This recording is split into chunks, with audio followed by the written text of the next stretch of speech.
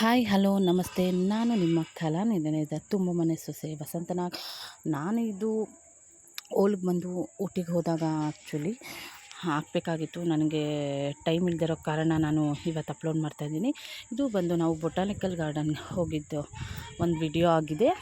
ಎಷ್ಟು ಕ್ರೌಡ್ ಇತ್ತು ಅಂದರೆ, ನಾವು ವೆಕೇಷನಲ್ಲಿ ಹೋಗಿರೋದ್ರಿಂದ ತುಂಬಾ ಜನ ಎಲ್ಲಿ ನೋಡ್ರು ಜನ, ರೋಡಲ್ಲೂ ಜನ, ಹಾಗೂ ಈ ಥರ ಎಲ್ಲಿ ಟೂರಿಸ್ಟ್ ಪ್ಲೇಸ್ಗೆ ಹೋದರೂ ಜನ. ನೋಡಿ ನೀವೇ ನೋಡ್ತಾ ಇಲ್ಲ ಎಷ್ಟು ರಶ್ ಇತ್ತು ಅಂದರೆ. ಹೋದ್ವಿ, ಕ್ಯೂ ಅಲ್ಲಿ ನಿಂತ್ಕೊಂಡ್ವಿ. ನೋಡಿ ಕ್ಯೂಗೂ ಎಷ್ಟು ಕ್ಯೂ ಇದೆ. ನಾವು ಹೋಗಿ ಅದ್ರಲ್ಲಿ ನಿಂತ್ಕೊಂಡು ಟಿಕೆಟ್ ತೊಗೊಂಡ್ವಿ. ಟಿಕೆಟ್ ತೊಗೊಂಡು ನೆಕ್ಸ್ಟು ನಾವು ಬೋಟ್ಗೂ ಕೂಡ ಕ್ಯೂ ಇತ್ತು. ಟಿಕೆಟ್ ತೊಗೊಳಕ್ಕೂ ಕ್ಯೂ ಇತ್ತು. ಬೋಟ್ಗೂ ನೋಡ್ತಾ ಇದ್ದೀರಲ್ಲ ಎಷ್ಟು ವೆಯ್ಟಿಂಗ್ ಇದೆ. ಇದು ಹೋಗಿ ಟಿಕೆಟ್ ತೊಗೊಂಡ್ಮೇಲೆ ನಾವು ವೆಯ್ಟ್ ಮಾಡ್ತಾ ಇರೋದು. ಅದು ರೂಲ್ಸ್ ಇತ್ತು ಏನಂತ, ಮಿನಿಮಮ್ ಹಾಫ್ ಆನ್ ಅವರ್ ಆಗುತ್ತೆ. ಹಾಫ್ ಆನ್ ಅವರ್ ಆಗ್ಬೋದು, ಹಾಫ್ ಆನ್ ಅವರ್ಗಿಂತ ಜಾಸ್ತಿನೂ ಆಗ್ಬೋದು.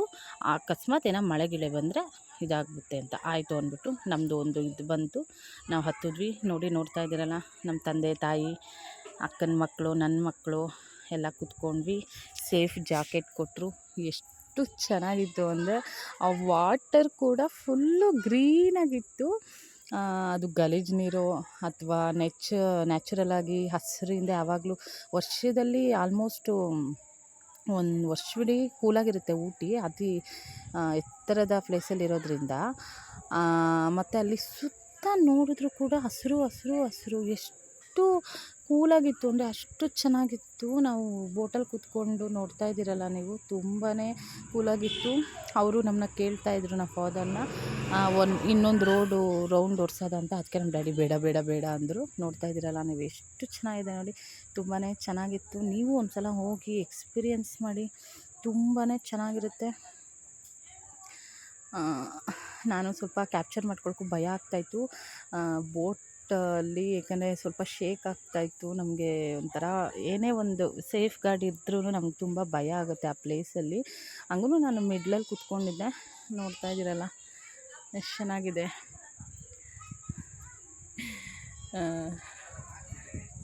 ತುಂಬ ಕೂಲಾಗಿತ್ತು. ಸೊ ನಾನು ಹಾಗೆ ಸೆಲ್ಫಿ ಫೋಟೋ ತೆಗೆಸ್ಕೊತಾ ಇದ್ದೆ ನನ್ನ ಮಗನ ಕೈಲಿ. ನೋಡ್ತಾ ಇದ್ದೀರಲ್ಲ, ತುಂಬಾ ಚೆನ್ನಾಗಿತ್ತು. ಮೈಂಡ್ ಎಷ್ಟೇ ಒಂದು ಟೆನ್ಷನ್ ಇದ್ರೂ ಹೊರಗಡೆ ಅಂತ ಹೋದಾಗ ಅದು ಮೈಂಡ್ ತುಂಬ ಫ್ರೆಶ್ಶಾಗಿ ಕಾಣಿಸ್ತಾ ಇದೆ. ನೋಡ್ತಾ ಇದ್ದೀರಲ್ಲ, ನಿಮಗೆಲ್ಲ ಇಷ್ಟ ಆಯಿತು ಅನಿಸುತ್ತೆ. ತುಂಬಾ ಚೆನ್ನಾಗಿತ್ತು. ನನ್ನ ಪಕ್ಕ ಕೂತಿದ್ದಾಳಲ್ಲ ಅಕ್ಕನ ಮಗಳು, ಒಳಗಂತೂ ನೀರಂದರೆ ತುಂಬಾ ಭಯ, ಬರಲ್ಲ ಅಂತ ಇದ್ಲು. ನೋಡಿ ಅವಳು ನಮ್ಮ ಮಧ್ಯದಲ್ಲಿ ಗುಬ್ಬಚ್ಚಿತ ಮರಿ ಥರ ಕೂರಿಸ್ಕೊಂಡಿದ್ವಿ. ಒಂದೊಂದು ರೇಟ್ಗೂ ಒಂದೊಂದಿತ್ತು. ನಮಗೆ 2000 ಆಯಿತು. ಇಷ್ಟು 8 ಮೆಂಬರ್ಸ್ಗೆ. 6 ಮೆಂಬರ್ಸ್ಗೆ ಒಂದು ಬೋಟ್ ಇತ್ತು. 2 ಮೆಂಬರ್ಸ್ಗೆ ಒಂದು ಸೈಕಲಿಂಗ್ದು ಬೋಟ್ ಇತ್ತು. ತುಂಬ ಅವರು ಟೂರಿಸ್ಟ್ ಬರೋದೇ ಕಾಯ್ತಾ ಇರ್ತಾರೆ. ಅವ್ರಿಗೆ ಇದು ಸೀಸನ್ ಅಲ್ವಾ, ಸೊ ಚೆನ್ನಾಗಿ ದುಡ್ಡು ವಸೂಲು ಮಾಡ್ತಾರೆ.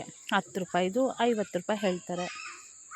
ನಾವು ನೋಡೋಕೆ ಹೋಗಿರ್ತೀವಲ್ಲ, ಏನೂ ಮಾಡೋಕ್ಕಾಗಲ್ಲ. ಸೊ ನಾವು ಎಂಡಿಗೆ ಬರ್ತೀವಿ.